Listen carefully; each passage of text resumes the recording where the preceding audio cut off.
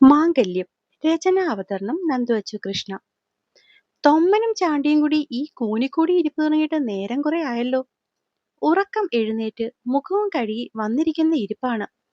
പതിവില്ലാതെയുള്ള ഉച്ചയുറക്കം ആയതുകൊണ്ട് അതിന്റെ ക്ഷീണം മണിക്കുട്ടിക്കും, ആവശ്യത്തിലധികം ഫുഡ് കഴിച്ച് കുമ്പ് നിറഞ്ഞ ക്ഷീണം മാറാതെ കുഞ്ഞിപ്പെണ്ണും അവളുടെ കയ്യിൽ ഒട്ടിപ്പിടിച്ചിരുന്നു. അത് കണ്ട് കളിയാക്കിയ സീതയെ രണ്ടുപേരും മുഖമുയർത്തിയോ നോക്കി. പിന്നെ കുഞ്ഞിച്ചുണ്ടുകളാണ് ഒരു പുച്ഛവും, വലിയ ചുണ്ടുകൊണ്ട് അതിലും വലിയ പുച്ഛം ഇട്ടുകൊണ്ട് പെണ്ണും പെണ്ണിന്റെ കുഞ്ഞും വീണ്ടും ഒട്ടിപ്പിടിച്ചിരുന്നു. ആ സമയത്താണ് കോളം പൂർത്തിയാക്കാൻ എന്ന പോലെ അടുത്തവനും ഉറക്കം എഴുന്നേറ്റ് ഫ്രഷായി വരുന്നത്. അവൻ വന്ന് കുഞ്ഞിപ്പെണ്ണിന്റെ ഓപ്പോസിറ്റ് സൈഡിലെ കസേരയിലിരുന്ന് രണ്ട് കൈയും മുകളിലേക്ക് വിടർത്തി ഒന്ന് സ്ട്രെച്ച് ചെയ്ത് മോളെ നോക്കി. ഉറക്കം തീർന്നില്ലേ പൂവേ? ക്ഷീണവാരി. കുഞ്ഞു വായിലെ വലിയ വർത്തമാനം കേട്ടതും ഇപ്പുറത്തെ ശ്രീധരനും കൈമളും അറിയാതെ ഉറക്ക ചിരിച്ചുപോയി. ആണോടാ പൊന്നെ, അച്ചയുടെ മോളിങ്ങി വന്നേ. നാ അരിയുടെ പൊന്നല്ല, കണ്ണുന്റെ പൊന്നയാ. അത്രയും സ്നേഹത്തോടെയും വാത്സല്യത്തോടെയും അരികിലേക്ക് വിളിച്ച കുഞ്ഞിന്റെ നാവിൽ നിന്ന് കേട്ട വാക്കിൽ ഒരു നിമിഷം ഹരിക്ക് മുഖം വീർത്തു. ചുറ്റും ഇരുന്നവരും അങ്ങനെയൊരു മറുപടി പ്രതീക്ഷിക്കാത്തത് കൊണ്ട് തന്നെ അവരുടെ എല്ലാം നോട്ടം ഹരിയുടെ മുഖത്തായിരുന്നു. അപ്പൊ നീ എന്റെ പൊന്നല്ലെന്ന് ഉറപ്പിച്ചോ? ഇത്തവണ വാശിയും പരിഭവവും ഹരിയിലായിരുന്നു. നാ അരിയുടെ പൊന്നല്ല, പൂവല്ലേ, അരിയുടെ സുന്ദരി പൂവ്. പറയുമ്പോൾ കുഞ്ഞിപ്പെണ്ണ് നാണം കൊണ്ട് മുഖം പൊത്തിയത് കണ്ടതും ഒരുത്തന്റെ പരിഭവം മാറി അവിടെ ഉറക്ക ചിരിയായി. ശരിയാ, എന്തെങ്കിലുമൊക്കെ പറഞ്ഞ് പെണ്ണിനെ കൊഞ്ചിക്കുമ്പോൾ അച്ചയുടെ സുന്ദരി പൂവെന്ന് വിളിച്ചാൽ അപ്പൊ തുടങ്ങും പെണ്ണിന്റെ കുണുങ്ങി കുണുങ്ങിയുള്ള ചിരിയും നാണവും ഒക്കെ തന്നെ. ആ, അത് ശരിയാ. അല്ലേലും ഈ പൊന്നിനേക്കാളും കേൾക്കാൻ രസം പൂവെന്ന് തന്നെയാ, അല്ലേ അച്ഛാ? താനിട്ട തന്റെ മകളുടെ പേരാണ് ഏറ്റവും നല്ലതെന്ന് മറ്റുള്ളവരെ കൂടി അംഗീകരിക്കാൻ വേണ്ടിയുള്ള അവന്റെ ആ ചോദ്യത്തിൽ കൈമള് ഇടവും വലവും നോക്കി വെറുതെ തല കുലുക്കി. അരി? ഓ, മോക്ക് ക്ഷീണം, ബൂസ്റ്റ് വേണം. ഓ ആവട്ടെ, ഞാൻ കൊണ്ട് കൊടുക്കാം ഹരി, നീ സ്വസ്ഥമായിട്ടിരുന്ന് ചായ കുടിച്ചോ. മോൾക്ക് പാലെടുക്കാൻ എഴുന്നേൽക്കുന്നവനെ തടഞ്ഞുകൊണ്ട് സീത എഴുന്നേറ്റതും, വേണ്ട സീതമ്മേ, ഞാൻ കൊണ്ട് കൊടുത്തോളാം, അമ്മ ഇരുന്നോ. അവരുടെ കരുതലിനെ സ്നേഹത്തോടെ തടഞ്ഞുകൊണ്ട് അവൻ പെണ്ണിനെ അടക്കി പിടിച്ചിരിക്കുന്നവളെ നോക്കി അകത്തേക്ക് നടങ്ങാൻ തുടങ്ങിയപ്പോഴാണ് അടുത്ത ഉത്തരവ് കേട്ടത്. അരി, കണ്ണൂനും ബൂസ്റ്റ് വേണം, കണ്ണൂന് ക്ഷീണവാ.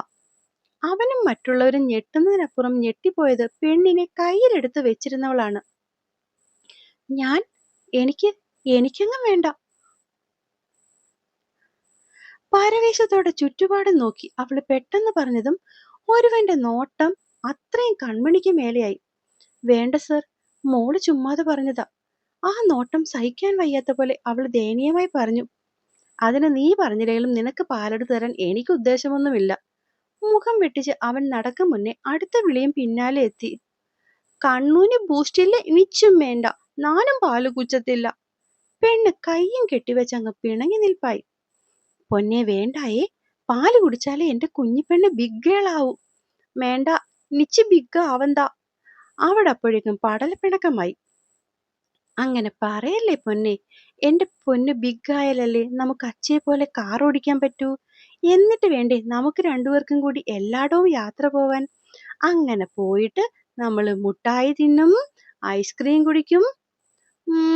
Big big two ice cream. കുഞ്ഞിപ്പെണ്ണ് പെട്ടെന്ന് രണ്ട് കുഞ്ഞുവിരൽ ഉയർത്തി. ആ, 2ഓ 3ഓ എത്രയാണെന്ന് വെച്ചാലും കണ്ണു വാങ്ങിച്ചു തരുമല്ലോ. കുഞ്ഞിപ്പെണ്ണിനെ കൊഞ്ചിച്ച് അവളെ പാല് കുടിപ്പിക്കാൻ വേണ്ടി സമ്മതിപ്പിക്കുന്നതിനിടയിലാണ് രണ്ട് ഗ്ലാസുകൾ ഒരുപോലെ അവൾക്ക് മുന്നിലേക്ക് വന്നത്. പെണ്ണ് ഞെട്ടിക്കൊണ്ട് മിഴികൾ ഉയർത്തി നോക്കുമ്പോൾ കാണുന്നത് മോള് കുടിക്കുന്ന മിനി മൗസിന്റെ ഗ്ലാസും പിന്നെ ബാക്കിയുള്ളവരൊക്കെ ഉപയോഗിക്കുന്ന വലിയ മഗ്ഗുമാണ്. എനിക്ക് വേണ്ട സാർ. അവൾ ഒരു നിമിഷം വല്ലാതെയായി. വേണം, കണ്ണു പാല് കുച്ചാലേ നാനും കുച്ചു. അതുവരെ അവളെ ഒട്ടി ചൂടും പിടിച്ചിരുന്നവളാണ് നിമിഷ നേരം കൊണ്ട് ആ മടിയിൽ നിന്ന് ഊർന്ന് നിലത്തേക്കിറങ്ങി മുത്തശ്ശന്റെ മടിയിലേക്ക് കയറി കയ്യും കെട്ടിയിരുന്നത്. കേട്ടല്ലോ, ഇനി കൂടുതൽ തർക്കിക്കാൻ നിൽക്കാതെ ഇത് കുടിച്ചു കഴിഞ്ഞാൽ. അവൾ അവനെ ഒന്ന് നോക്കി. സ്വന്തമായി തന്നെ ഗ്ലാസ് കഴുകി വെക്കണം. അല്ലാതെ അതുകൂടി ചെയ്തു തരാൻ ഇവിടെ വേറെ ആരുമില്ല. ഒരു വല്ലാത്ത ഭാവത്തിൽ പറഞ്ഞുകൊണ്ട് അവൻ കൈമളിന്റെ മടിയിലിരിക്കുന്ന കുഞ്ഞിനെ എടുത്ത് സ്വന്തം മടിയിലേക്ക് വെച്ച് അവളെ നോക്കി. ചേടാ, ഇതിപ്പോ ഞാൻ ഏതാണ്ട് അങ്ങേരുടെ പുറകെ നടന്ന് വാങ്ങിച്ച പോലെയാണല്ലോ. ഞാൻ പറഞ്ഞു എനിക്ക് പാല് വേണമെന്ന്. കുഞ്ഞിപ്പെണ്ണ് ആളോട് വാശി കാണിച്ചതിന് ഞാനിപ്പോ അപ്പന്റെ വാശി കൂടി കാണേണ്ട അവസ്ഥയാ. പെണ്ണ് പിണങ്ങിക്കൊണ്ട് പിറുപിറുക്കെയാണ്. ആരോ തന്നെ നോക്കുന്ന പോലെ തോന്നിയത്. പെണ്ണ് തല ഉയർത്തി നോക്കി. ആ നേരത്താണ് ഒരുവന്റെ കൂർത്ത നോട്ടം ഇപ്പോഴും തന്റെ നേരെയാണെന്ന് അവൾ കാണുന്നത്. അവള് പെട്ടെന്ന് മിഴി താഴ്ത്തി. പിന്നെയും നോട്ടം വരുന്നെന്ന് തോന്നി അവൾ ഒളിച്ചുകൊണ്ട് നോക്കിയതും കണ്ടു ശാസനയുടെ മുന്നിലെ ഗ്ലാസ്സിലേക്ക് കാണിച്ച് കണ്ണുരുട്ടുന്നത്. ഒറ്റ നിമിഷം കൊണ്ട് അവൾ അതെടുത്ത് വലിച്ചു കുടിച്ചു. Good girl! കുഞ്ഞിപ്പെണ്ണ് പെട്ടെന്ന് കൈകൊട്ടി. അരി, കണ്ണു പാലുകുച്ചു. അരി ഇനി കണ്ണൂനും എന്നെപ്പോലെ ഗുഡ് ഗേൾ പറഞ്ഞ് കിസ് ചെയ്തേ. ദേ ഇവിടെ. കവളും കാട്ടിക്കൊടുത്തവൾ ഹരിയെ നോക്കി നിൽപ്പായി. ഇത് കുറെ നേരമായല്ലോ. കോഴി മുട്ടയിടാൻ നടക്കുന്ന പോലെ തെക്ക് വടക്ക് നടക്കുന്നു. എന്തായാലും അവള് ഉറങ്ങിക്കഴിഞ്ഞിട്ടേ എടുത്തോണ്ട് വരാൻ പറ്റൂ. അപ്പൊ പിന്നെ നീ എന്തിനാടാ ഈ വെപ്രാളം കാണിക്കുന്നേ? വൈകുന്നേരം വിളക്ക് വെക്കുന്ന നേരമായപ്പോൾ നാമം ചൊല്ലാൻ പോവുകയാണെന്നും പറഞ്ഞ് ഇവിടുന്ന് ഒരുത്തിയുടെ കയ്യും പിടിച്ച് പോയവളാണ്. അത് കഴിഞ്ഞ് എടുക്കാൻ ചെന്നപ്പോൾ ആഹാരം കഴിച്ചിട്ടേ വരുള്ളൂന്നായി. ഇപ്പൊ കുറച്ചു മുന്നേ ചെന്നപ്പോ പറയുക എന്തായാലും ഇവിടുന്നല്ലേ ആഹാരം കഴിച്ചത്, അതുകൊണ്ട് ഇന്ന് ഇവിടെ കിടന്നുറങ്ങാമെന്ന്. വന്ന ദേഷ്യത്തിന് വലിച്ചു പിടിച്ചു കൊണ്ടുവരേണ്ടതാണ്. പിന്നെ വിചാരിച്ചു രാത്രി വെറുതെ കരയിച്ച് പനി വല്ലതും പിടിപ്പിക്കേണ്ടാന്ന്. ഒപ്പം തന്റെ സ്വഭാവം അറിയുന്ന 3 പേരും അവക്ക് വേണ്ടി സപ്പോർട്ടുമായി വരികയും ചെയ്തു. ഇതൊക്കെ കണ്ട് ആസ്വദിക്കാൻ മോളും അവളുടെ ആ കഴുതയും. ദേഷ്യം വന്നിട്ട് ആകെ നിന്ന് പുകയുകയായിരുന്നു ഹരി. ആവശ്യമില്ലാത്ത ഈ ശീലങ്ങളൊക്കെ അവളെ പഠിപ്പിച്ചത് അച്ഛൻ ഒറ്റ ഒരാളാണ്. അല്ലെങ്കിൽ പിന്നെ കഴിക്കുന്നതും പ്രാർത്ഥിക്കുന്നതും വരെ ഉള്ളായിരുന്നു പെണ്ണിന്. ഇപ്പോ ദേ കിടത്തവും അവിടെ ആക്കി. പല്ല് കടിച്ചു പിടിച്ച് കൈമള് മാഷിനെ ഇപ്പൊ നിർത്തി കത്തിക്കും എന്ന ഭാവമാണ് അവന്. ഹാ, ഇപ്പൊ എങ്ങനെ ഇരിക്കുന്നു? നിന്റെ മോള് എന്ത് കുരുത്തക്കേട് കാണിച്ചാലും അപ്പൊ നീ എന്റെ തലചാടി കടിച്ചോണം. കടിക്കാതെ പിന്നെ? അവൾക്ക് 100-ൽ 101% അച്ഛന്റെ സ്വഭാവമാണ് കിട്ടിയിരിക്കുന്നത്. അപ്പൊ പിന്നെ അവൾ ഇതൊന്നും കാണിച്ചാൽ പോരാ. ആഹാ, അന്തസ്, സന്തോഷം. ആ പറഞ്ഞതൊക്കെ നല്ലോണം ഇഷ്ടമായ രീതിയിൽ കൈമൾ അവനെ നോക്കി ചിരിച്ചു. അതെ, ഞാൻ ക്രെഡിറ്റ് ആയിട്ട് രീതിയിലല്ല പറഞ്ഞേ. അവളുടെ സ്വഭാവം മഹാമോശമാണെന്ന രീതിയിലാ പറഞ്ഞത്. ഇനിയിപ്പോൾ താൻ പറഞ്ഞതിന്റെ അർത്ഥം അച്ഛന് മനസ്സിലായില്ലെങ്കിൽ വ്യക്തമായിക്കോട്ടെ എന്ന് കരുതി അവൻ കുറച്ച് വിശദീകരിച്ച് തന്നെ പറഞ്ഞു. എടാ ചെറുക്ക, 6ഉം 60ഉം ഒരുപോലെയാണെന്നാ. ഓഹോ, വലിയ കാര്യമായിപ്പോയി. പക്ഷെ എന്റെ മോൾക്ക് 3 വയസ്സല്ലേ ഉള്ളൂ. നല്ലോണം ഒരു പുച്ഛം കൊടുത്ത് അവൻ സിറ്റൗട്ടിലെ അരപ്രൈസിലേക്ക് കയറിയിരുന്നു. എങ്കിൽ പിന്നെ 3ഉം 30ഉം ഒരുപോലെയാണ്. അങ്ങനെ വരുമ്പോൾ എല്ലാത്തിനും ക്ലാരിറ്റിയായി. കൊച്ചിന്റെ ഇപ്പോഴത്തെ സ്വഭാവത്തിന് എന്നെ പോലൊരു പാവത്തിനെ പിടിക്കേണ്ട കാര്യം വരുന്നില്ല. കാരണം 30 വയസ്സുള്ള നിന്റെ സ്വഭാവമായിരിക്കുമല്ലോ കിട്ടിയിരിക്കുന്നത്. 30ഓ? ആർക്ക്? അത്രയും വഴക്കിനിടയിലും പ്രായം അംഗീകരിച്ചു കൊടുക്കാൻ അവൻ അങ്ങോട്ട് പറ്റിയില്ല. ഇപ്പൊ 28 ആണല്ലോ. 2 വർഷം കഴിഞ്ഞാൽ 30 ആവുകയും ചെയ്യും. പിന്നെന്താ പ്രശ്നം? അതാകുമ്പോ പറഞ്ഞാ മതി. അവൻ മുഖം വെട്ടിച്ചു.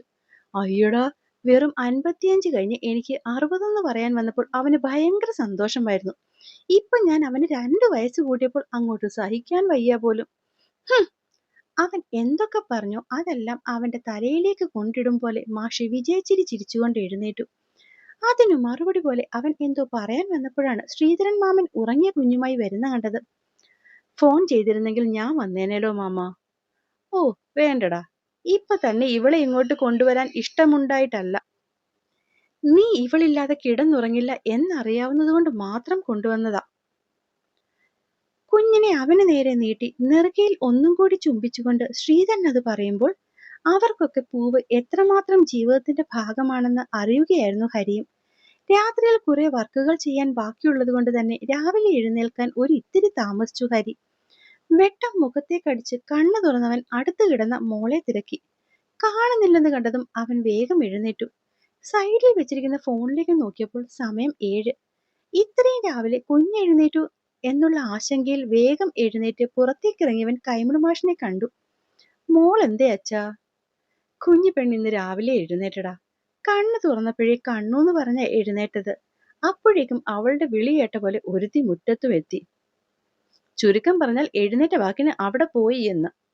യെസ്. ചിരിച്ചും കൊണ്ടയാൾ അകത്തേക്ക് പോയതും ഒരുത്തൻ പല്ല് കടിച്ചു പിടിച്ചുകൊണ്ട് മുറിയിലേക്ക് തിരിച്ചു പോയി.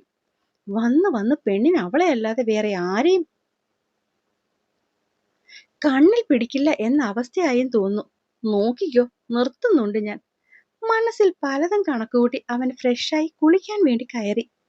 തിരിച്ചിറങ്ങി സ്കൂളിലേക്ക് പോകാൻ ഡ്രസ്സ് കൂടിയിട്ട് പുറത്തേക്ക് വരുന്നവൻ കാണുന്നത് തലയിൽ ഒരിത്തിരി മുല്ലപ്പൂ സ്ലൈഡിൽ കുത്തിവെച്ച് പട്ടുപാവാടയും ബ്ലൗസും ഒക്കെ ഇട്ട് ചുവപ്പും മഞ്ഞയും കറുപ്പുമുള്ള ഡ്രസ്സിൽ അങ്ങനെ കിട്ടാവുന്ന എല്ലാ ചന്ദനവും തരം തിരിച്ച് തൊട്ടു നിൽക്കുന്ന കുഞ്ഞിപ്പെണ്ണിനെയാണ്. അരി നാൻ ഷേത്തി പോയി. ഓടി വന്നവന്റെ കയ്യിലേക്ക് കയറി പെണ്ണ് പറഞ്ഞപ്പോൾ ഹരിക്ക് അവൾ പറഞ്ഞത് മനസ്സിലാവാതെ പോലെ പെണ്ണിനെ നോക്കി. എവിടെ പോയെന്നാ പൂവേ?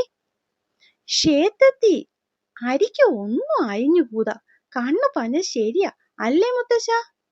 മുല്ലപ്പൂവിൽ നിന്നും ഇത്തിരി മാറി തലയ്ക്ക് കുഞ്ഞിക്കൈ കൊണ്ടടിച്ച് അവൾ പദം പറഞ്ഞതും ഹരിയുടെ കണ്ണുകൾ കൂർത്തു. കണ്ണു പറഞ്ഞതോ? എന്താ ആ കഴുത എന്നെപ്പറ്റി പറഞ്ഞത്? അപ്പോൾ എന്നെ കേൾക്കുകയും വായിക്കുകയും ചെയ്യുന്ന എൻ്റെ എല്ലാ കൂട്ടുകാരും കഥ ഇഷ്ടമാകുന്നുണ്ടെങ്കിൽ സബ്സ്ക്രൈബ് ചെയ്ത് സപ്പോർട്ട് ചെയ്യാൻ മറക്കല്ലേ. നിങ്ങൾ സബ്സ്ക്രൈബ് ചെയ്താൽ മാത്രമേ ഇതിൻ്റെ അടുത്ത ഭാഗം നിങ്ങൾക്ക് ഞാൻ ഇടുമ്പോൾ തന്നെ കിട്ടുകയുള്ളൂ. അപ്പോൾ എല്ലാവരും ഒന്ന് സബ്സ്ക്രൈബ് ചെയ്യണേ. നന്ദി.